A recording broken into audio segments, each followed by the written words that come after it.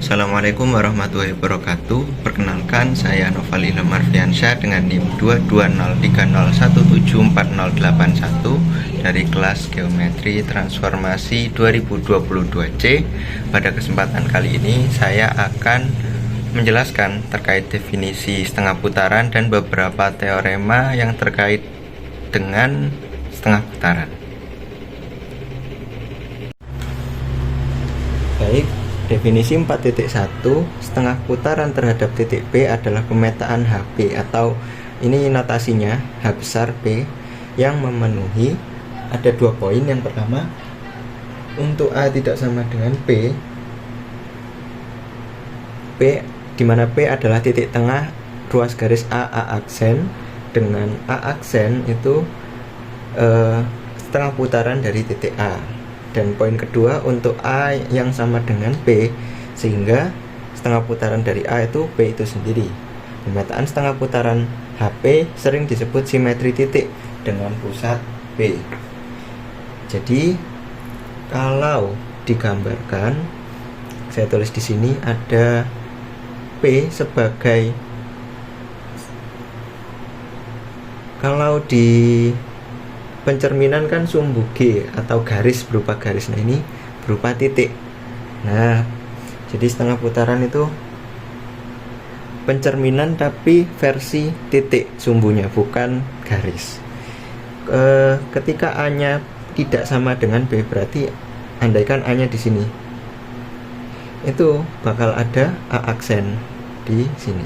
Nah, dia jaraknya dari A ke P ke A aksen itu sama panjang, karena P adalah titik tengah ruas garis AA aksen. Nah, mempertahankan jaraknya AP sekian, P A aksen sekian. Kemudian untuk kasus yang kedua, untuk A sama dengan P, kalau A nya ada di sini juga, kita misalkan B saja ya, B nya di sini, maka HP atau setengah putaran dari B, nah ini kita misalkan dari B, maka itu P itu sendiri. Nah, jadi karena tidak ada jaraknya ya, berimpit, sehingga hasil setengah putarannya itu ya P itu sendiri. Nah, kita masuk ke teorema 4.1, setengah putaran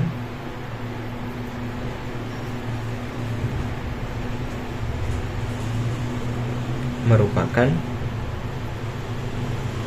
suatu transformasi.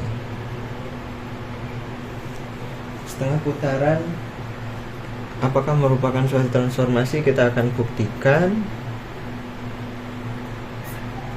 Yang pertama, kalau transformasi itu dia harus fungsi, kemudian yang kedua surjektif dan injektif. Sehingga kita yang pertama adalah membuktikan kalau setengah putaran itu merupakan fungsi. Nah, di sini kita punya 2 kasus. Kasus yang pertama, kasus yang kedua. Nah, kita tulis dulu. Kasus yang pertama, ketika X tidak sama dengan Y dan ketika X sama dengan Y. Jadi sebelumnya ini saya tuliskan, ambil sebarang titik, misal X, Y besar ya karena titik ya.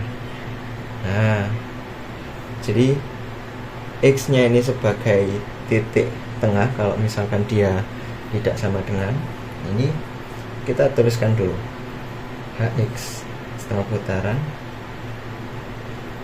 titik Y itu Y aksen. Ini berdasarkan definisi dari setengah putaran dengan X nya titik tengah dari ruas garis Y aksen.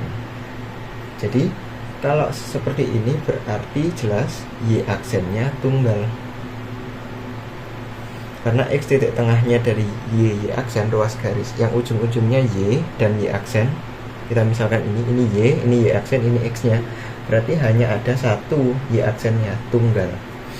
Nah, untuk kasus yang kedua, ketika X sama dengan Y, maka definisi dari setengah putaran HX dari Y itu Y itu sendiri atau ya X itu, karena nggak ada jaraknya, mereka berimpit, sehingga Y aksen, ya ini kita bisa tulis Y aksen juga, yang mana sama aja karena berimpit, ya X itu sendiri, Y aksen sama dengan X, sehingga jelas Y nya pasti tunggal.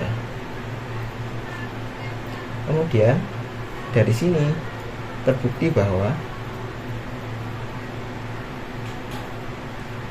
setengah putaran merupakan fungsi. Oke. Kemudian yang kedua, kita harus buktikan juga kalau setengah putaran itu surjektif.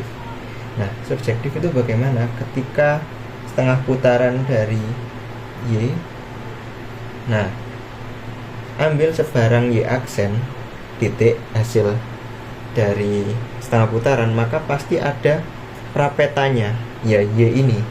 Jadi kita punya dua kasus. Kasus yang pertama, ketika Y nya sama dengan X, maka HX dari Y itu kan Y aksen, yang mana karena berimpit ya X itu sendiri, maka jelas setiap Y aksen ini pasti punya prapeta Y. Ini berdasarkan definisi dari setengah putaran. Kasus yang kedua, Y nya tidak sama dengan X, sehingga HX dari Y itu Y aksen, dan ya sekali lagi X merupakan titik tengah dari ruas garis Y aksen, ruas garis Y aksen. Jadi jelas dia punya prapeta titik asal sebelum di setengah putaran kan, sehingga terbukti bahwa setengah putaran merupakan surjektif.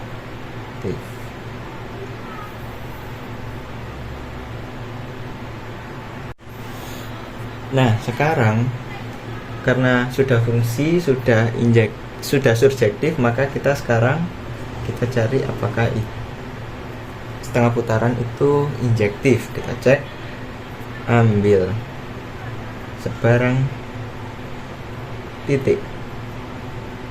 Ingat, injektif kita butuh dua titik A, B. Nah, kita punya beberapa kasus. Kasus yang pertama adalah ketika A sama dengan B sama dengan X.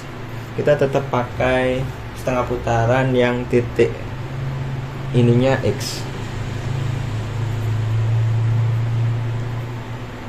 Nah, seperti ini yang atas, maka H X dari A sama dengan A aksen, yang mana itu X sendiri.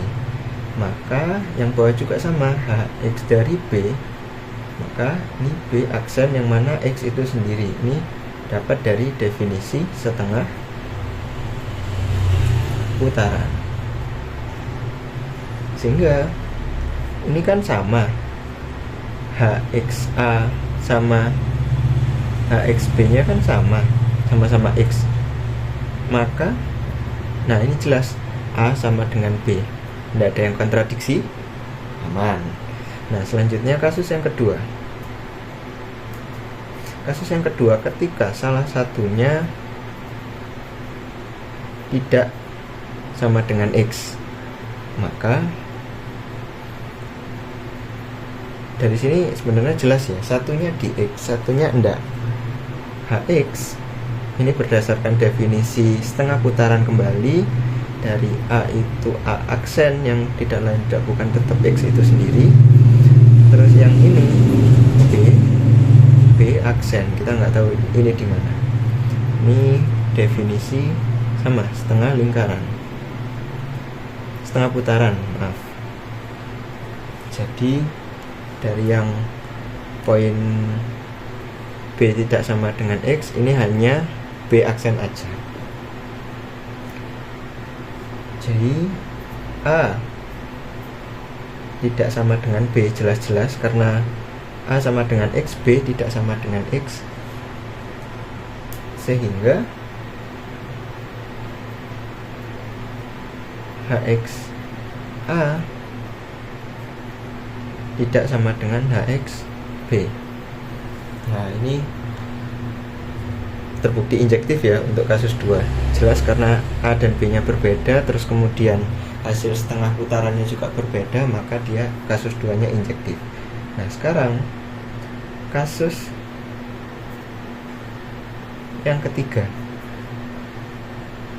dengan A tidak sama dengan X, B tidak sama dengan X, tapi kita kasih keterangan A nya juga tidak sama dengan B. Nah, maka HX dari A itu A aksen, yang ini juga, maka HX dari B itu B aksen. Ini sama-sama pakai definisi setengah putaran lagi, setengah putaran. Nah, ini kita akan memanfaatkan pakai pembuktian tak langsung. Jadi kita andaikan dulu HX dari A sama dengan HX dari B. Nah, kalau bunyinya seperti ini, maka A sama dengan B. Nah, kalau maka A sama dengan B, ini jelas kontradiksi dengan yang kita sepakati di awal, kontradiksi. Sehingga yang benar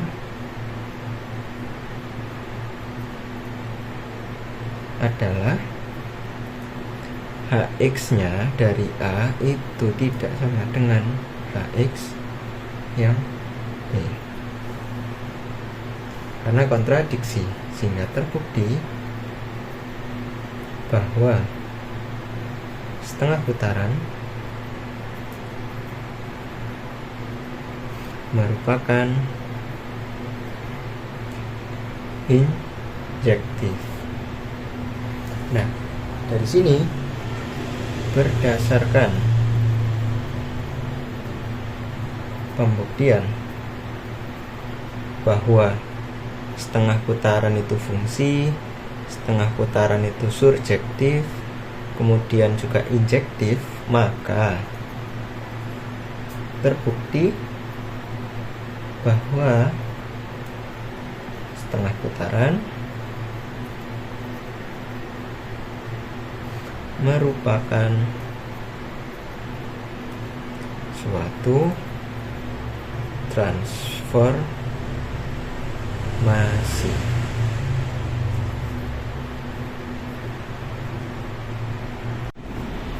Baik, selanjutnya adalah teorema 4.2, yaitu setengah putaran merupakan involusi. Di sini buktinya, kita langkah pertamanya adalah ambil dulu sebarang titik A tidak sama dengan B, seperti ini dulu. Kemudian akan kita tulis A aksen sama dengan setengah putaran dari A. Ini berdasarkan definisi dari setengah putaran. Kemudian dari definisi setengah putaran,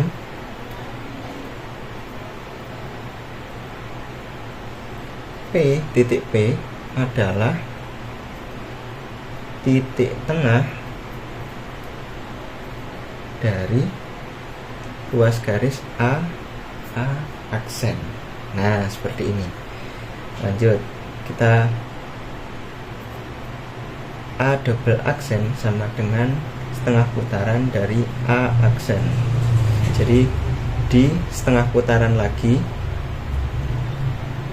sehingga dari definisi setengah putaran P adalah titik tengah dari yang baru, ruas garis A aksen A double aksen. Oke, dari sini karena P adalah titik tengah dari ruas garis A aksen dan A aksen A double aksen dari ruas garis itu, maka ruas garis tersebut saling berhimpit dan memenuhi AP sama dengan A aksen P, dan A aksen P sama dengan A double aksen P.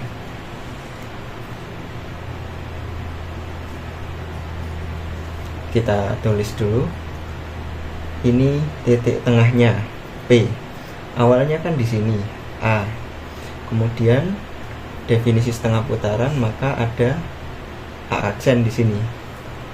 Kemudian di setengah putaran lagi, sehingga A double aksennya ada di sini. Nah, akhirnya kembali lagi ke A. Ini mengakibatkan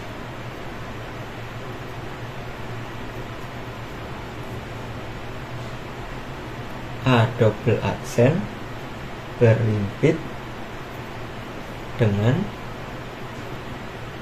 A, sehingga setengah putaran dari A terus kemudian di setengah putaran kan lagi, itu akan menjadi A kembali, identitas, dan pada akhirnya terbukti bahwa setengah putaran merupakan involusi.